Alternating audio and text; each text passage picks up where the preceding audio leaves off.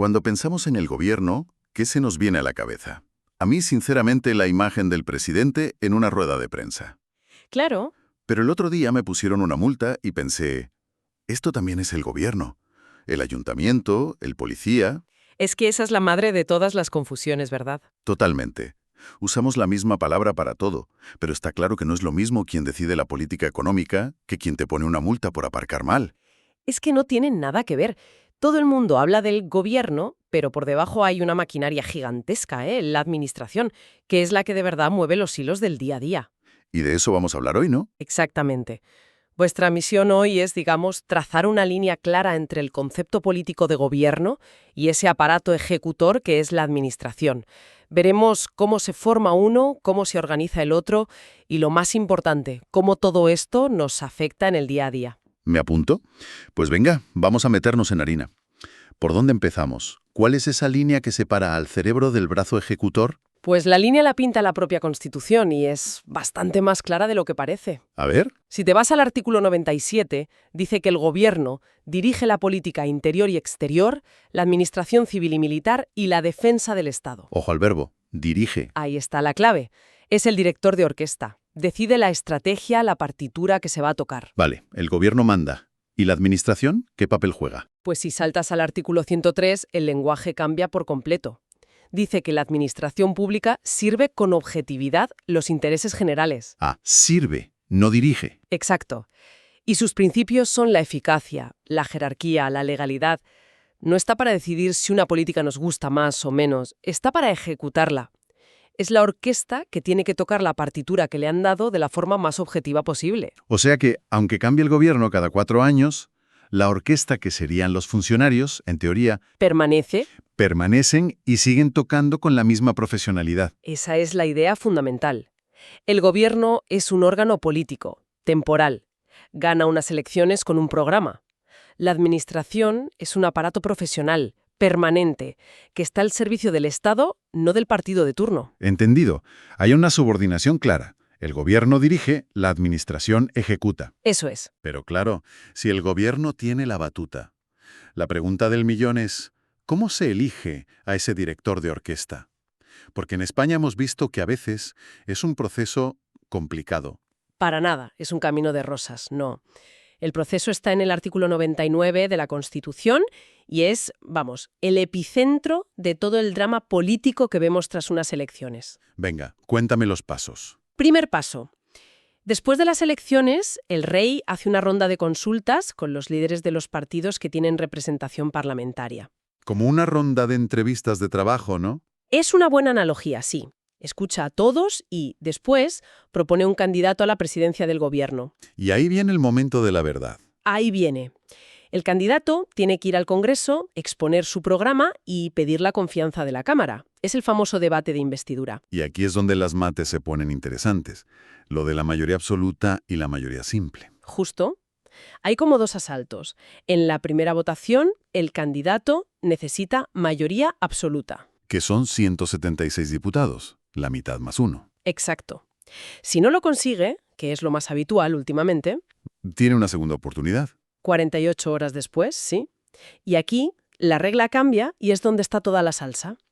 En la segunda votación ya solo se necesita mayoría simple. Es decir, más votos a favor que en contra. Y ese matiz es el corazón de la gobernabilidad en España. Explica por qué partidos que son minoritarios de repente tienen un poder de negociación brutal. Ah, claro. En la primera votación, su abstención no sirve de mucho, pero en la segunda, una abstención puede ser tan valiosa como un sí, porque lo que hace es reducir el número de noes. O sea, no es solo conseguir que te apoyen, sino conseguir que no te tumben. Por eso vemos esas negociaciones tan agónicas. Exactamente. Se convierten en hacedores de reyes, como se suele decir. ¿Y qué pasa si ni con esas? Si hay un bloqueo total. Pues la Constitución pone un reloj en marcha. 2 meses desde la primera votación. Si en ese plazo nadie logra ser investido presidente, se pulsa el botón rojo. ¿Qué sería? El rey disuelve las cámaras y se convocan nuevas elecciones. Vuelta a la casilla de salida. El famoso bloqueo político. Y mientras todo eso pasa, ¿quién manda? El país se queda en pausa. Ahí entra una figura clave, el gobierno en funciones. El gobierno saliente sigue al mando, pero digamos que con las manos atadas. ¿Qué puede y qué no puede hacer? Pues puede despachar los asuntos ordinarios, lo básico, para que el país no se pare, pero tiene prohibido tomar decisiones importantes. No puede aprobar presupuestos generales, no puede presentar proyectos de ley. Su poder es mínimo, solo de mantenimiento. Vale. Ya tenemos director de orquesta. Hablemos de esa orquesta inmensa, la administración. Los materiales que hemos visto mencionan 3 principios de organización que a mí, a priori, me suenan un poco parecidos. Jerarquía, descentralización y desconcentración. Es una confusión muy común, pero la diferencia es brutal. A ver, la jerarquía es la más fácil de entender. La pirámide. Eso es. La estructura militar de toda la vida. El ministro manda sobre el secretario de Estado, este sobre el director general. Es la cadena de mando interna. De acuerdo, esa está clara. Pero ¿y las otras 2? Descentralización y desconcentración. Aquí está el truco. La descentralización es cuando le pasas una competencia a otra persona jurídica distinta. Creas una entidad nueva o se la das a una que ya existe, pero que no eres tú. Dame un ejemplo claro. El Estado de las autonomías. El Estado central transfiere la competencia de sanidad a una comunidad autónoma. La sanidad de esa comunidad ya no la gestiona un ministerio, sino una consejería, que es otra administración diferente, con su propio presupuesto y personal. Vale. Es como si una empresa matriz crease una filial con su propio CIF para que se encargue de una línea de negocio. Es una analogía perfecta. O un ayuntamiento que crea un organismo autónomo, que es una entidad jurídica nueva para gestionar los polideportivos. Me he entendido. ¿Y la desconcentración? La desconcentración es un movimiento interno. Ocurre dentro de la misma persona jurídica, del mismo CIF, por seguir con tu analogía. A ver. Imagina un ministro que tiene que firmar miles de autorizaciones. Es un cuello de botella. Para agilizar, decide que las autorizaciones de menos de, 10.000 euros las puede firmar directamente el director general de su ministerio. Ah, vale. No ha creado una entidad nueva. La competencia sigue siendo del ministerio, pero se ha movido el poder de decisión de un órgano superior a uno inferior dentro de la misma casa para ser más eficientes. A ver si lo he pillado. En la descentralización, sacas la tarea fuera de tu empresa y se la das a otra. Exacto. En la desconcentración, no sale de la empresa, simplemente le dices al jefe de otro departamento, oye, ocúpate tú de esto, que yo no doy abasto. Dicho en lenguaje de oficina, es exactamente eso. Has pillado el meollo de la cuestión. Ja, pues me queda mucho más claro así. Bueno, ya sabemos cómo se organiza esta maquinaria.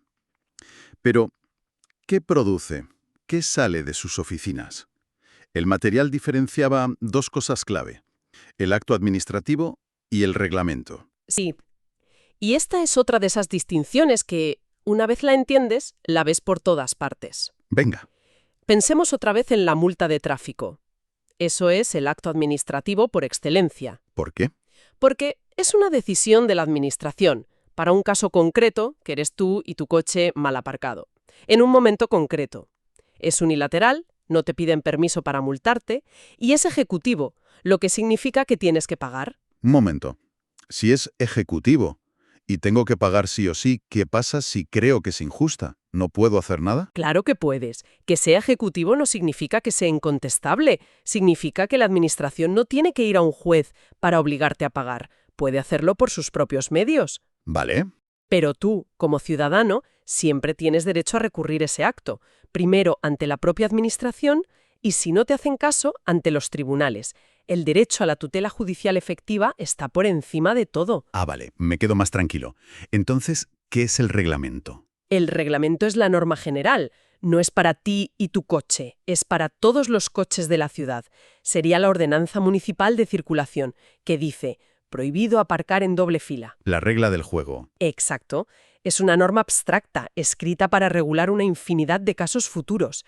No te multa a ti directamente, sino que establece la regla que luego permitirá al policía ponerte la multa, que será el acto administrativo. O sea que, volviendo a las analogías, el reglamento es el libro de reglas y el acto administrativo es la tarjeta amarilla que te saca el árbitro aplicando una de esas reglas. No se puede explicar mejor.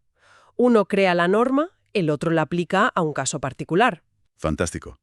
Pues todo esto suena muy teórico, pero has mencionado el ayuntamiento, y creo que ahí es donde la gente puede ver todo esto en acción, Vamos a bajarlo al terreno de juego más cercano. ¿Cómo funciona esta estructura en nuestro municipio? Pues la estructura básica de un ayuntamiento es como una versión en miniatura del Estado. Tiene su propio parlamento, que es el Pleno. ¿Dónde están todos los concejales que votamos? Eso es, ahí se sientan todos. Es el órgano donde se cuecen las decisiones más gordas. Aprobar los presupuestos, las ordenanzas, que son las leyes del municipio, o el Plan General de Urbanismo. El plan de urbanismo. Eso sí que suena a algo que afecta directamente a la vida de la gente. Totalmente. Pensemos en ello. La decisión del Pleno determina si en un barrio habrá un parque o un edificio de oficinas, si se protege un edificio histórico o se permite un centro comercial. Afecta al valor de tu casa, al tráfico en tu calle, ¿A la calidad de vida al final? a todo. Es la política con mayúsculas a nivel de calle. Y aparte del Pleno, que es el órgano de debate, ¿quién ejecuta? ¿Quién es el presidente del gobierno municipal? Ese es el alcalde o alcaldesa. Es la máxima autoridad, el director ejecutivo. ¿Y gobierna en solitario? No. Dirige la administración municipal y, en los municipios de más de 5.000 habitantes, se apoya en una junta de gobierno local. ¿Y qué es esa junta de gobierno? Piensa en ella como en el Consejo de Ministros del Ayuntamiento. Es un equipo más reducido formado por el alcalde y algunos concejales de su confianza, que se encarga de la gestión del día a día. Toman decisiones más ágiles, que no necesitan el debate del Pleno. Es el motor del ayuntamiento. Y además del urbanismo, ¿qué otras cosas de nuestro día a día son competencia directa del ayuntamiento? Pues la lista es un catálogo de nuestra vida cotidiana, vamos. La seguridad en lugares públicos, que es la policía local. La ordenación del tráfico, poner semáforos, pintar pasos de cebra. Cosas básicas. Tan básicas que a veces ni pensamos en ellas. La limpieza de las calles, la recogida de basuras, el alumbrado público, el mantenimiento de los parques, el alcantarillado. Todo eso es la administración local en acción. Es increíble cómo al desgranarlo, te das cuenta de que la mayor parte de nuestra interacción con el Estado es en realidad con nuestro ayuntamiento. Sin ninguna duda. Es la administración de proximidad, la que tiene un impacto más inmediato en la vida de la gente. Pues menudo viaje. Hemos pasado de la rueda de prensa del presidente a la farola de la esquina. Recapitulando un poco, hemos diferenciado el cerebro político, el gobierno, del cuerpo ejecutor, la administración. El que dirige y el que hace. Hemos visto el drama de la investidura, cómo se organiza ese cuerpo con esos principios que ya no se me olvidan: jerarquía, descentralización y desconcentración, y qué herramientas usa, como los actos y los reglamentos. Y hemos visto cómo todo aterriza en lo más cercano, en el ayuntamiento. Exacto. Y todo esto al final me deja una pregunta en la cabeza. A ver, dispara. Hemos dicho que la Constitución exige a la Administración actuar con objetividad para servir a los intereses generales, pero, por otro lado, está dirigida por un gobierno que es político, con una ideología y un programa electoral que cumplir. Ahí está la gran tensión del sistema. Claro, ahí hay un conflicto potencial. Exacto. Y esa es la reflexión final. La pregunta que queda en el aire es: ¿cómo se equilibra esa necesaria dirección política con la obligación de imparcialidad que tienen los funcionarios? ¿Dónde está esa delgada línea roja? La que separa una política legítima De una instrumentalización partidista de la administración. porque la orquesta debe tocar la partitura del director, sí, pero sin desafinar en su deber de servir a todos los ciudadanos, no solo los que votaron a ese director. Y ese equilibrio, ese es probablemente el mayor desafío de nuestra democracia.